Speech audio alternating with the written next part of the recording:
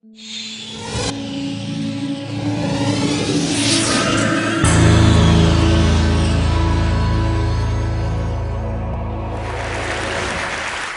think I was supposed to talk about my new book, which is called Blink, and it's about snap judgments and first impressions.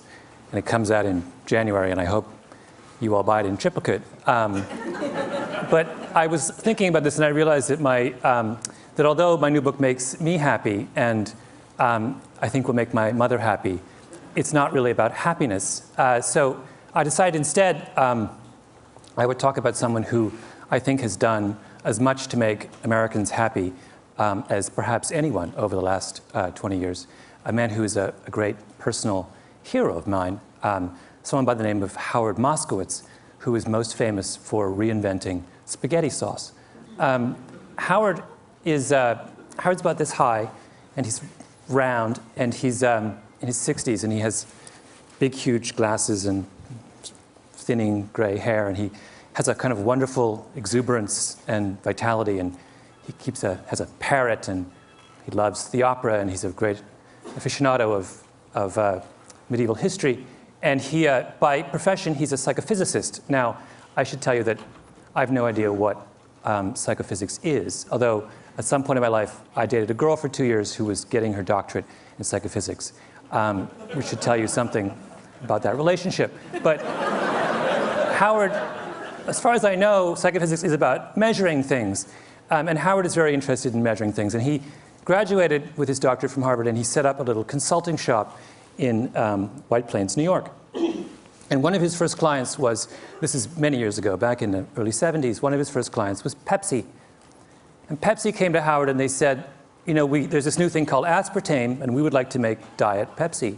And we'd like you to figure out how much aspartame we should put in each can of Diet Pepsi in order to have the perfect drink. Right? Now that sounds like an incredibly straightforward question to answer. And that's what Howard thought. Because Pepsi told him, look, we're working with a band between 8 and 12%. Anything below 8% sweetness is not sweet enough. Anything above 12% sweetness is too sweet. We want to know what's the sweet spot between 8 and 12. Now, if I gave you this problem to do, you would all say, it's very simple. What we do is you make up a big experimental batch of Pepsi at every degree of sweetness, 8%, 8.1, 8.2, 8.3, all the way up to 12. And we try this out with thousands of people, and we plot the results on a curve, and we take the most popular concentration, right? Really simple. Howard does the experiment, and he gets the data back, and he plots it on a curve, and all of a sudden he realizes it's not a nice bell curve. In fact, the data doesn't make any sense. It's a mess. It's all over the place, right? Now, most people in that business, in the world of testing food and such, are not dismayed when the data comes back a mess. They think, well, you know, figuring out what people think about cola is not that easy. You know, maybe we made an error somewhere along the way. You know, let's just make an educated guess, and they simply point and they go for 10%, right in the middle. Howard is not so easily placated. Howard is a man of a certain degree of intellectual standards, and this was not good enough for him. And this question bedeviled him for years. And he would think it through and say, what was wrong? Why could we not make sense of this experiment with Diet Pepsi? And one day he was sitting in a diner in White Plains about to go, trying to dream up some work for Nescafe. And suddenly, like a bolt of lightning, the answer came to him. And that is that when they analyzed the Diet Pepsi data, they were asking the wrong question. They were looking for the perfect Pepsi, and they should have been looking for the perfect Pepsis. Trust me, this was an enormous revelation. This was one of the most brilliant breakthroughs in all of food science. And Howard immediately went on the road, and he would go to conferences around the country, and he would stand up and he would say, you have been looking for the perfect Pepsi. You're wrong. You should be looking for the perfect Pepsis. And people would look at him with a blank look, and they would say, what are you talking about? It's craziness. And they would say, you know, move, next. Try to get business, nobody would hire him. He was obsessed, though, and he talked about it and talked about it and talked about it. Howard loves the Yiddish expression, to a worm in horseradish, the world is horseradish. This was his horseradish. He was obsessed with it. And finally, he had a breakthrough. Vlasic pickles came to him. And they said, Mr. Moskowitz, Dr. Moskowitz, we want to make the perfect pickle. And he said, there is no perfect pickle. There are only perfect pickles. And he came back to them and he said, you don't just need to improve your regular, you need to create zesty. And that's where we got zesty pickles. Then the next person came to him, and that was Campbell's Soup. And this was even more important. In fact, Campbell's Soup is where Howard made his reputation. Campbell's made Prego. And Prego in the early 80s was struggling next to ragu, which was the dominant spaghetti sauce of the 70s and 80s. Now, in the industry, I don't know whether you care about this or how much time I have to go into this, but it was, technically speaking, this is an aside, Prego is a better tomato sauce than ragu. The quality of the tomato paste is much better. The spice mix is far superior. It adheres to the pasta in a much more pleasing way. In fact, they would do the famous bowl test back in the 70s with ragu and Prego. You'd have a plate of spaghetti and you would pour it on, right? And the ragu would all go to the bottom and the Prego would sit on top. That's called adherence. And anyway, despite the fact that they were far superior in adherence and the quality of their tomato paste, Prego was struggling. So they came to Howard and they said, fix us. And Howard looked at their product line and he said, what you have is a dead potatoes society, a dead tomatoes society. So he said, this is what I want to do. And he got together with the Campbell's Soup Kitchen and he made 45 varieties of spaghetti sauce. And he varied them according to every conceivable way that you can vary tomato sauce. By sweetness, by level of garlic, by tartness, by sourness, by tomatoiness, by visible solids, my favorite term in the spaghetti sauce business. Every conceivable way you can vary spaghetti sauce, he varied spaghetti sauce. And then he took this whole raft of 45 spaghetti sauces and he went on the road. He went to New York, he went to Chicago, he went to Jacksonville, he went to Los Angeles. And he brought in people by the truckload into big halls. And he sat them down for 2 hours and he gave them over the course of that 2 hours 10 bowls. 10 small bowls of pasta with a different spaghetti sauce on each one. And after they ate each bowl, they had to rate from 0 to 100 how good they thought the spaghetti sauce was. And at the end of that process, after doing it for months and months, he had a mountain of data about how the American people feel about spaghetti sauce. And then he analyzed the data. Now, did he look for the most popular brand variety of spaghetti sauce? No. Howard doesn't believe that there is such a thing. Instead, he looked at the data and he said, let's see if we can group all these different data points into clusters. Let's see if they congregate around certain ideas. And sure enough, if you sit down and you analyze all this data on spaghetti sauce, you realize that all Americans fall into one of three groups. There are people who like their spaghetti sauce plain. There are people who like their spaghetti sauce spicy. And there are people who like it extra chunky. And of those three facts, the third one was the most significant. Because at the time, in the early 1980s, if you went to a supermarket, you would not find extra chunky spaghetti sauce. And Prego turned to Howard and they said, are you telling me that 1/3 of Americans crave extra chunky spaghetti sauce and yet no one is servicing their needs? And he said yes.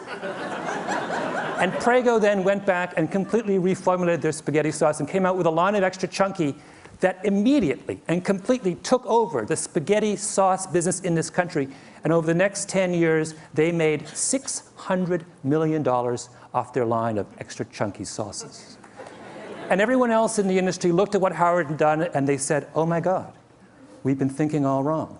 And that's when you started to get 7 different kinds of vinegar and 14 different kinds of mustard and 71 different kinds of olive oil and then eventually even ragu hired Howard. And Howard did the exact same thing for ragu that he did for Prego. And today, if you go to the supermarket, a really good one, and you look at how many ragus there are, do you know how many there are? 36. In 6 varieties.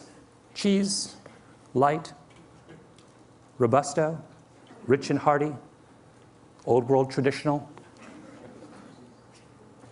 extra chunky garden.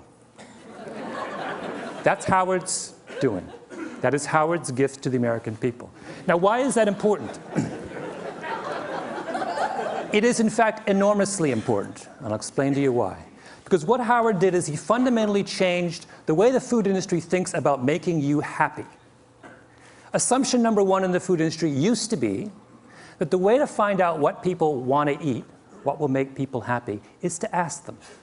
And for years and years and years and years, Ragu and Prego would have focus groups. And they would sit all you people down and they would say, what do you want in a spaghetti sauce? Tell us what you want in a spaghetti sauce.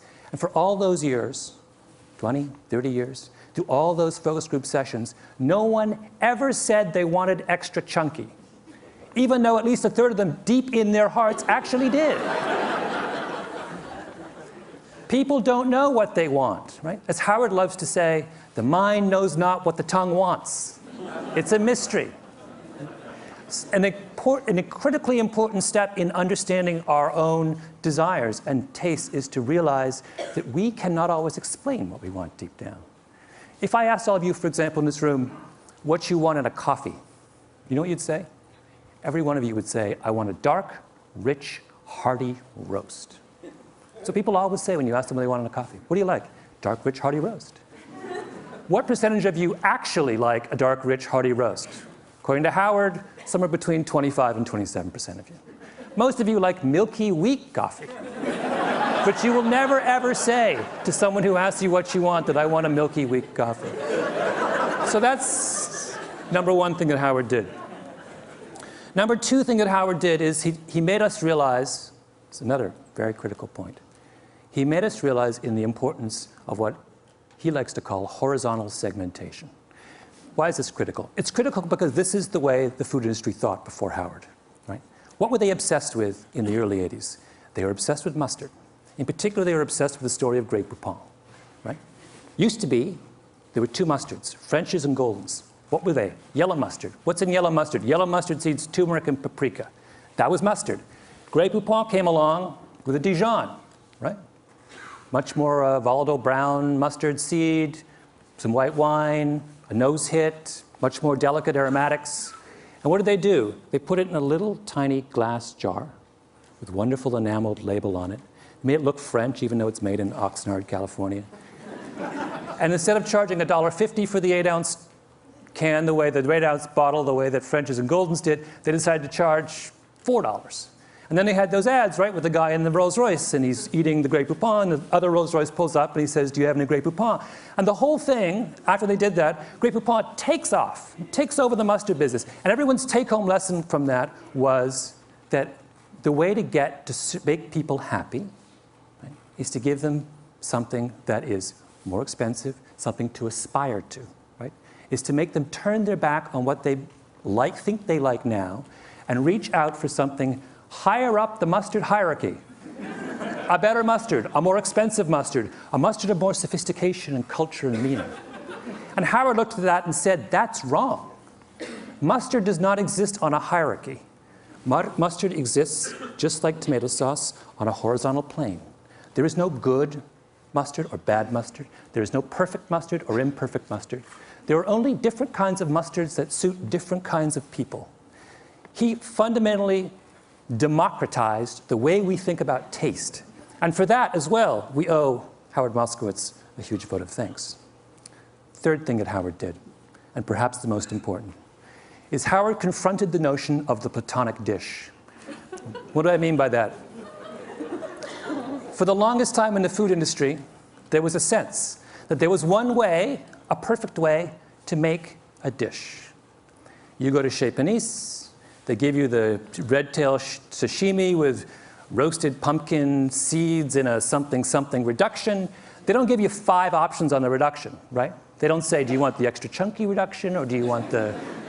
No, you just get the reduction. Why? Because the chef at Chez Panisse has a Platonic notion about red tail sashimi.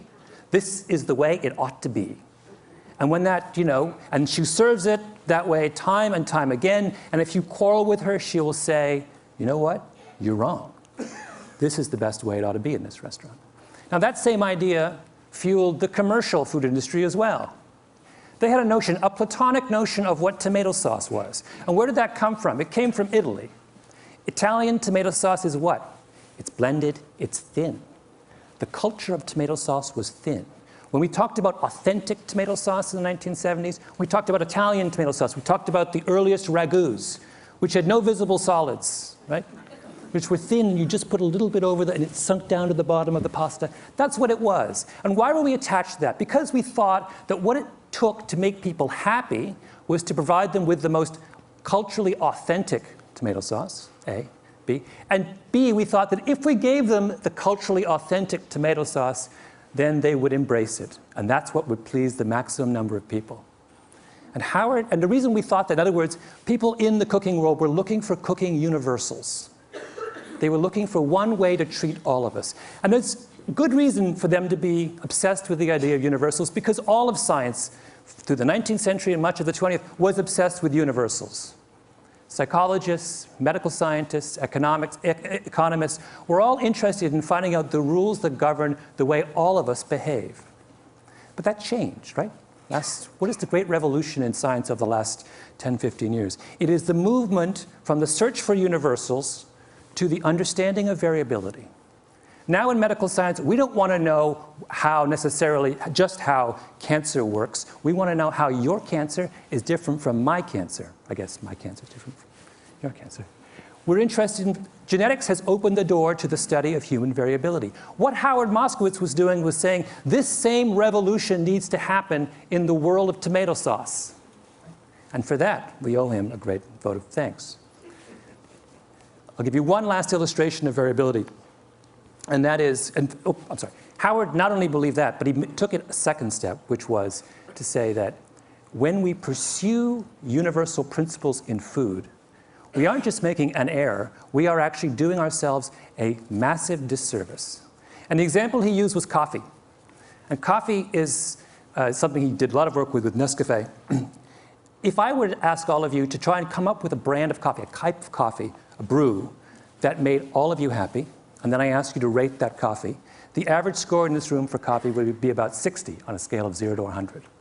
If, however, you allowed me to break you into coffee clusters, maybe 3 or 4 coffee clusters, and I could make coffee just for for each of those individual clusters, your scores would go from 60 to 75 or 78.